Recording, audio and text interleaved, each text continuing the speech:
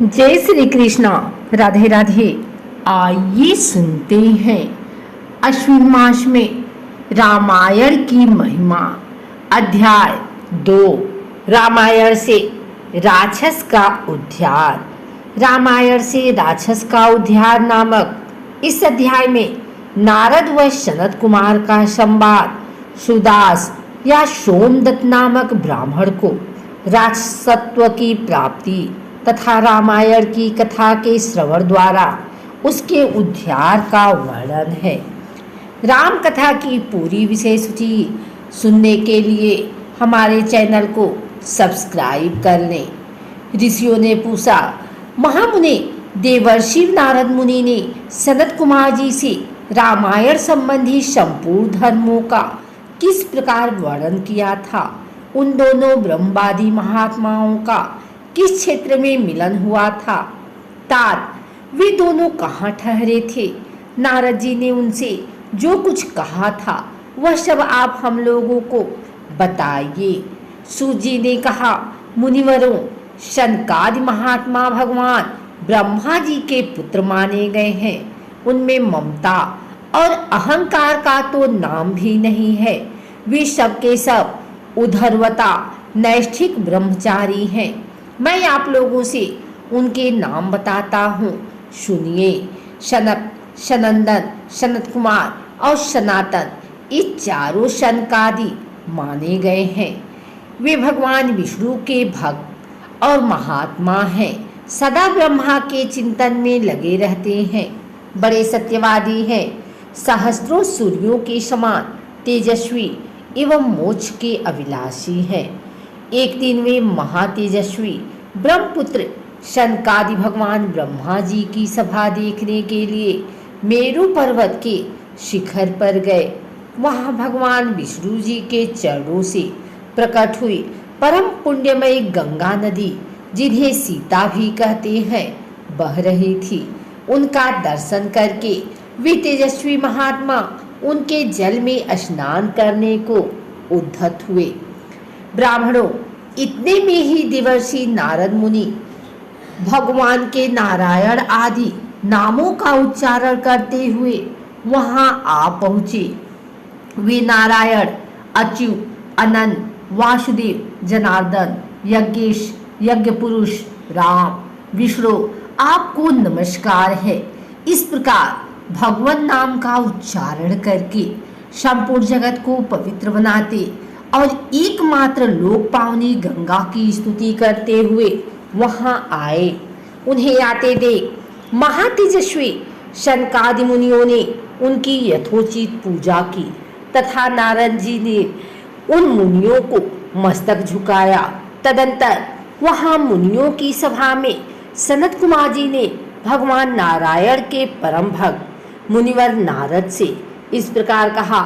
सनत कुमार बोले, महाप्राज्ञ नारद जी, आप समस्त मुनीश्वरों के सर्वज्ञ हैं, सदा श्री हरि की भक्ति में तत्पर रहते हैं, अतः आपसे बढ़कर दूसरा कोई नहीं है। इसलिए मैं पूछता हूँ, जिनसे समस्त चराचर जगत की उत्पत्ति हुई है तथा एक गंगा जी जिनके चरणों से प्रकट हुई हैं, उन श्री हरि स्वरूप ज्ञान कैसा होता है? यदि आपकी हम लोगों पर कृपा हो तो हमारे इस प्रश्न का यथार्थ रूप से विवेचन कीजिए। नारद जी ने कहा, जो पर से भी परतर है, उन परम देव श्री राम को नमस्कार है, जिनका निवास स्थान परम धाम उत्कृष्ट से भी उत्कृष्ट है तथा जो सगुण और निर्गुण रूप है, उन श्री राम को मेरा नमस्कार है। ज्ञान, अज्ञान, धन, अधर्म तथा विद्या और अविद्या, ये सब जिनके अपने ही स्वरूप हैं तथा जो सबके आत्म रूप हैं, उन आप परमेश्वर को नमस्कार है, जो दैत्यों का विनाश और नरक का अंत करने वाले हैं, जो अपने हाथ के संकेत मात्र से अथवा अपनी भुजाओं के बल से धर्म की रक्षा करते हैं, पृथ्वी के भार का विनाश जिनका मनोरंजन मात्र है और जो उस मनोरंजन की सदा अभिलाषा रखते हैं, उन रघुकुलदीप श्री रामदेव को मैं नमस्कार करता हूँ। जो एक होकर भी 4 स्वरूपों में अवतीर्ण होते हैं, जिन्होंने बानरों की साथ लेकर राक्षस सेना का संहार किया, उन दशरथ नंदन श्री रामचंद्र जी का मैं भजन करता हूँ। भगवान श्री राम के ऐसे अनेक चरित्र हैं जिनके नाम करोड़ों वर्षों में भी नहीं गिनाए जा सकते, जिनके नाम की महिमा का मनु और मुनीश्वर भी पार नहीं पा सकते।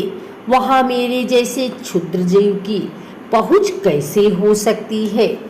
जिनके नाम के स्मरण मात्र से बड़े बड़े पातकी भी पावन बन जाते हैं, उन परमात्मा का स्तवन मेरे जैसा तुच्छ बुद्धि वाला प्राणी कैसे कर सकता है? जो द्विज घोर कलयुग में रामायण कथा का आश्रय लेते हैं, वे ही कृत्य हैं। उनके लिए तुम्हें सदा नमस्कार करना चाहिए।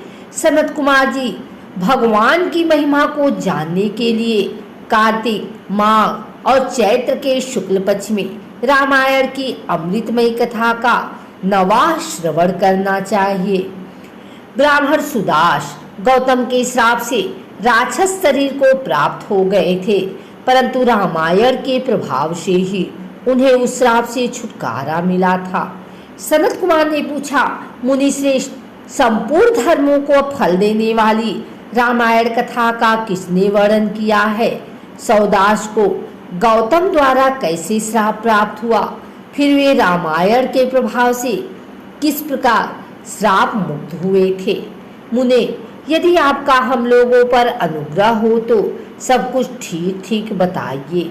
इन सारी बातों से हमें अवगत कराइए, क्योंकि भगवान की कथा वक्ता और श्रोता दोनों के पापों का नाश करने वाली है। नारद जी ने कहा, ब्राह्मण, रामायण का प्रादुर्भाव महर्षि वाल्मीकि के मुख से हुआ है, तुम उसी को श्रवण करो। रामायण की अमृतमयी कथा का श्रवण 9 दिनों में करना चाहिए। सतयुग में एक ब्राह्मण थे जिनके धर्म कर्म का विशेष ज्ञान था। उनका नाम था सोमदत्त। वे सदा धर्म के पालन में ही तत्पर रहते थे। वे ब्राह्मण सौदास नाम से विख्यात थे। ब्राह्मण ने ब्रह्मवादी गौतम मुनि से गंगा जी के मनोरम तट पर संपूर्ण धर्मों का उपदेश सुना था। गौतम ने पुराणों और शास्त्रों की कथाओं द्वारा उन्हें तत्व का ज्ञान कराया था। सौदास ने गौतम से उनके बताए हुए संपूर्ण धर्मों का श्रवण किया था। एक दिन की बात है, सौदास परमेश्वर शिव की आराधना में लगे हुए थे। उसी समय वहां उनके गुरु गौतम जी आ पहुंचे, परंतु सौदास ने अपने निकट आए हुए गुरु को भी उठकर प्रणाम नहीं किया।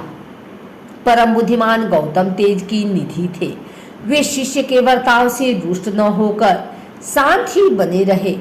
उन्हें यह जानकर प्रसन्नता हुई कि मेरा शिष्य सौदास शास्त्रोक्त कर्मों का अनुष्ठान करता है, किंतु सौदास ने जिनकी आराधना की थी वे संपूर्ण जगत के गुरु महादेव शिव गुरु की अवहेलना से होने वाले पाप को न सह सके। उन्होंने सौदास को राक्षस की योनि में जाने का श्राप दे दिया। तब विनय काल को भी ब्राह्मण ने हाथ जोड़कर गौतम से कहा, ब्राह्मण बोले, संपूर्ण धर्मों के ज्ञाता सर्वदर्शी सुरेश्वर भगवान, मैंने जो अपराध किया है वह सब आप क्षमा कीजिए। गौतम ने कहा, वत्स, कार्तिक मास के शुक्ल पक्ष में तुम रामायण की अमृतमय कथा को भक्ति भाव से आदर पूर्वक श्रवण करो। इस कथा को 9 दिनों में सुनना चाहिए। ऐसा करने से यह श्राप अधिक दिनों तक नहीं रहेगा, केवल 12 वर्षों तक ही रह सकेगा। ब्राह्मण ने पूछा, रामायण की कथा किसने कही है तथा उसमें किसके चरित्र का वर्णन किया गया है? महामते, यह सब संक्षेप से बताने की कृपा करें। यो कहकर मन ही मन प्रसन्न हो सौदास ने गुरु के चरणों में प्रणाम किया। गौतम ने कहा, ब्राह्मण सुनो, रामायण काव्य का निर्माण वाल्मीकि मुनि ने किया है। जिन भगवान श्री राम ने अवतार ग्रहण करके रावण आदि राक्षसों का संहार किया और देवताओं का कार्य संवारा था, उन्हीं के चरित्र का रामायण काव्य में वर्णन है। तुम उसी का श्रवण करो। कार्तिक मास के शुक्ल पक्ष में 9वें दिन अर्थात प्रतिपदा से नवमी तक रामायण की कथा सुननी चाहिए। वह समस्त पापों का नाश करने वाली है। ऐसा कहकर पूर्ण काम गौतम ऋषि अपने आश्रम को चले गए। इधर सोमदत्त या सुदास नामक ब्राह्मण ने दुखमग्न होकर राक्षस शरीर का आश्रय लिया। वे सदा भूख प्यास से पीड़ित तथा क्रोध के वशीभूत रहते थे। उनके शरीर का रंग कृष्ण पक्ष की रात के समान काला था। वे भयानक राक्षस होकर निर्जन वन में भ्रमण करने लगे। वहां वे नाना प्रकार के पशुओं, मनुष्यों, सांप, बिच्छू आदि जंतुओं, पक्षियों और बानरों को बलपूर्वक पकड़कर खा जाते थे। ब्रह्मर्षियों उस राक्षस के द्वारा यह पृथ्वी बहुत सी हड्डियों तथा लाल पीले शरीर वाले रक्तपाई प्रेतों से परिपूर्ण हो अत्यंत भयंकर दिखाई देने लगी। 6 महीनों से योजन विस्तृत भूभाग को अत्यंत दुखित करके वह राक्षस पुनः दूसरे किसी वन में चला गया। वहां भी वह प्रतिदिन नरमांस का भोजन करता रहा। संपूर्ण लोगों के मन में भय उत्पन्न करने वाला वह राक्षस घूमता घामता नर्मदा जी के तट पर जा पहुंचा। इसी समय कोई अत्यंत धर्मात्मा ब्राह्मण उधर आ निकला। उसका जन्म कलिंग देश में हुआ था। लोगों में वह गर्ग नाम से विख्यात था। कंधे पर गंगा जल लिए भगवान विश्वनाथ की स्तुति तथा श्री राम के नामों का गान करता हुआ वह ब्राह्मण बड़े हर्ष और उत्साह में भयंकर उस पुण्य प्रदेश में आया। गर्ग मुनि को आते देख राक्षस उदास बोल उठा, हमें भोजन प्राप्त हो गया। ऐसा कहकर अपनी दोनों भुजाओं को ऊपर उठाए हुए वह मुनि की ओर चला, परंतु उनके द्वारा उच्चारित होने वाले भगवान नामों को सुनकर वह दूर हो गया और खड़ा रहा। उन ब्रह्मर्षि को मारने में असमर्थ होकर राक्षस उनके इस प्रकार बोला। राक्षसों ने कहा, यह तो बड़े आश्चर्य की बात है। भद्र महाभाग, आप महात्मा को नमस्कार है। आप जो भगवान नामों का स्मरण कर रहे हैं, इतने से ही राक्षस भी दूर भाग जाते हैं। मैंने पहले कोटि सहस्त्र ब्राह्मणों का भक्षण किया है। ब्राह्मण, आपके पास तो नाम रूपी कवच है, वही राक्षसों के महान भय से आपकी रक्षा करता है। आपके द्वारा किए गए नामस्मरण मात्र से हम राक्षसों को भी परम शांति प्राप्त हो रही है। यह भगवान अच्युत की कैसी महिमा है। महाभाग ब्राह्मण, आप श्री राम कथा के प्रभाव से सर्वथा राग आदि दोषों से रहित हो गए, अतः आप मुझे इस अधम पातक के बचाइए। मुनि श्रेष्ठ, मैंने पूर्व काल में अपने गुरु की अवहेलना की थी, फिर गुरुजी ने मुझ पर अनुग्रह किया और यह बात कही। पूर्व काल में वाल्मीकि मुनि ने जो रामायण कथा कही थी, उसका कार्तिक मास के शुक्ल पक्ष में प्रयत्न पूर्वक श्रवण करना चाहिए। इतना कहकर गुरुदेव पुनः यह सुंदर एवं सुखदायक वचन कहा। रामायण की अमृतमय कथा 9 दिनों में सुननी चाहिए। अतः संपूर्ण शास्त्रों के तत्व को जानने वाले महाभाग ब्राह्मण, आप मुझे रामायण कथा सुनाकर इस पाप कर्म से मेरी रक्षा कीजिए। नारद जी कहते हैं, उस समय वहां राक्षस के मुख से रामायण का परिचय तथा श्री राम के उत्तम महात्म्य का वर्णन सुनकर द्विज श्रेष्ठ गर्ग आश्चर्यचकित हो उठे। श्री राम का नाम ही उनके जीवन अवलंब था। वे ब्राह्मण देवता उस राक्षस के प्रति दया से द्रवित हो गए और सुदास से इस प्रकार बोले। ब्राह्मण ने कहा, महाभाग राक्षस राज, तुम्हारी बुद्धि निर्मल हो गई है। इस समय कार्तिक मास शुक्ल पक्ष चल रहा है, इसमें रामायण की कथा सुनो। राम भक्ति परायण राक्षस, तुम श्री रामचंद्र जी के महात्म्य को श्रवण करो। श्री रामचंद्र जी के ध्यान में तत्पर रहने वाले मनुष्यों को बाधा पहुंचाने में कौन समर्थ हो सकता है? जहाँ श्री राम भक्त है वहाँ ब्रह्मा, विष्णु और शिव विराजमान है। वही देवता सिद्ध तथा रामायण आश्रय लेने वाले मनुष्य हैं। अतः इस कार्तिक मास के शुक्ल पक्ष में तुम रामायण की कथा सुनो। 9 दिनों तक इस कथा को सुनने का विधान है, अतः तुम सदा सावधान रहो।